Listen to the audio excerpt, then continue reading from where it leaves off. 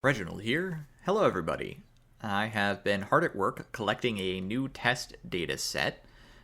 I think this will be very useful for the channel and its weapons reviews. I've been wanting to look at some of the weapons and how they compare to one another, but I didn't have a good way to do that sometimes because of how enemies get thrown around. For example, is the Thunderhammer really that much worse than other weapons with Horde Clear? Or is it just worse apparently because of all of the throwing around? Hard to say because things get knocked around so much in the open floored Psychonium that you can't actually determine how it would work in real gameplay conditions. Thanks to some new mods, I have the opportunity to actually change that. The solo play mod allows me to enter a game and spawn things in a real game. I can use that as a testing apparatus, so that's what I've been up to. The types of tests I perform are as follows. One fight against 50 Poxwalkers, one fight against 20 Scab Bruisers, and one fight against 4 Crushers. I then do a mixed group test of 1 Mauler, 1 Dreg Rager, 30 Poxwalkers, and 10 Bruisers. This is intended to simulate a more Horde-like feel, and I've found this to work pretty well for challenging me on various weapons. So why am I telling you this, and what is the purpose? Well, in testing weaponry in real life, we often utilize a medium known as ballistics gel to try and create a standardized testing target to determine the performance of the weapon on a real person without having to shoot any real people. The important thing to note here is that ballistics gel is not one-to-one what a real person is like, not including all the variation from a real person. This ballistics block of gel has a lot of defects in that it is very uniform. However, because it's so uniform and because it's made to the same exacting specifications, we can use it as a measurement in reference to itself. If a weapon performs in a certain way against that target, and we know that weapon is effective on the real battlefield, for example, we can then look to the testing medium to create measurements on what is effective. We can then compare that to other projectiles and say, oh, this projectile is effective, this projectile is not effective, etc. As I understand it, the FBI has a requirement that any ballistics that they use in their personal firearms for protection in the United States are actually, they meet a 12-inch penetration, I believe is what it is, against that ballistics gel. So the idea here is the same. I'm creating a measurement that anyone can use as a standard metric for the performance of their weapon, whatever they've done to their weapon. And because I've chosen these several different targets, it gives you a sense of what your weapon's going to do in a real game.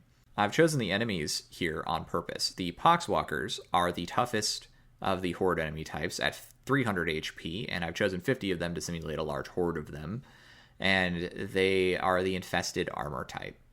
The Scab Bruisers have both flak and unarmored, and if you miss their head, you will hit their flak, so that gives you a pretty good basis for sort of feeling out your weapon in that way. The Crushers are, of course, carapace armored, and I've chosen 4 very specifically because I find that I can safely kill 3 Crushers personally with just about any weapon in the game, but I can't do that easily or safely with 4. I have achieved it on some weapons with 4, but mostly after many tries, and with some weapons I find it very easy. Additionally, I don't usually consider damage taken to be a big metric unless I'm consistently taking a lot of damage. For example, if I'm fighting for Crushers and taking a lot of damage, that's good information. But if I take a little chip damage here and there and it's obvious I just made a small play mistake, I'm not going to worry about that in these tests. I'm just going to write that off as player error. The mixed group I also chose intentionally. I chose the Mauler to give me flak and carapace targets. I chose the Dreg Rager because it is a maniac type and it is the least tough and also the most aggressive. The Poxwalkers and Bruisers for the same reason as before, but I mixed them in so that you would have something to deal with that's got a little bit of different mass. I think this gives us a good baseline for real performance against most real targets. Obviously, we could, play with all of the possible enemy types, and you can do that with your weapon design, but if you want to get a sense of how weapons stack up against one another, you have to pick something. So that's what I'm doing here. I'm creating a baseline, saying this is the measurement I'm going to use, and then providing an opportunity to test it.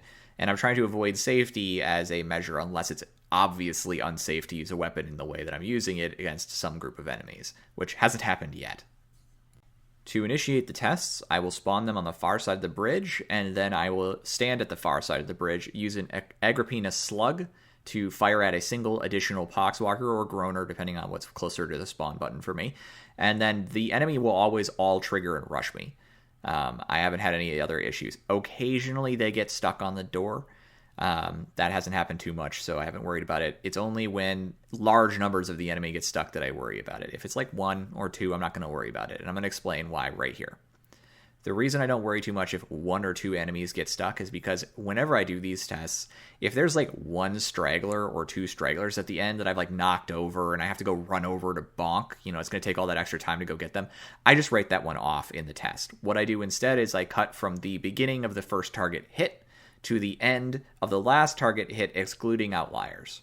And that way we can get a good normative value for how long it takes to kill a group of enemies with a given weapon, and that's kind of your efficiency, right? All right, so the obvious advantage here is that you have a standardized testing metric you can use to measure your weapons against each other, including variations of a weapon within a given set. And then additionally, the way you can do this is you take all your videos, you edit them so that the video starts right when you hit the first target, and right when you kill the last valid target, you just cut that down, and then you line them all up in your video editor and see how long each of them takes, and you can, you know, screenshot that real quick or if you want or whatever and throw it in. I'll show you what I mean.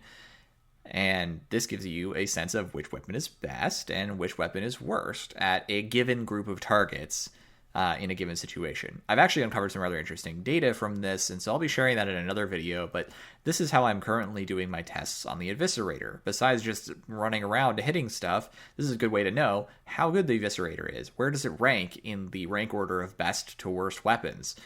And that's why I wanted to put this out so you guys understood what I was doing, and we're going to be using this on my channel going forwards because I think it's really helpful, but I think you should also consider using it. It's fairly easy to set up, it's easy to do.